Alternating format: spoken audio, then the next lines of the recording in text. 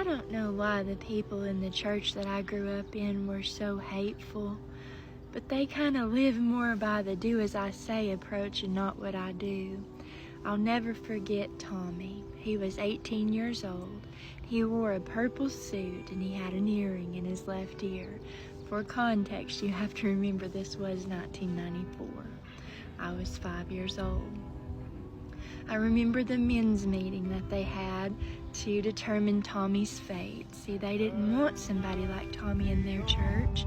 It may look like sinners attended, and they couldn't have that kind of debauchery around, so they didn't like the fact that he made their image look like what they didn't want it to look like.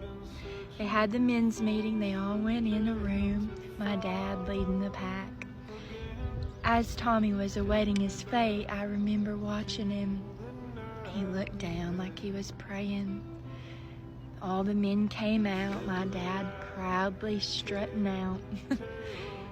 The spokesman of the group said, "Tommy, we've decided that we don't like the way that you dress or your earring, and if you don't change, you're not welcome here."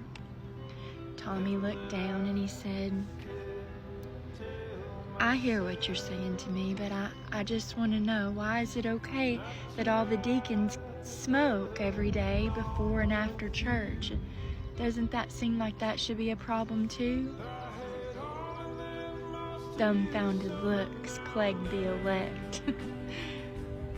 And a couple of them got extremely angry.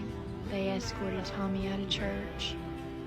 A few years later, I saw Tommy at a fall festival at my elementary school, and he said he'd never been back to church and he'd never go again.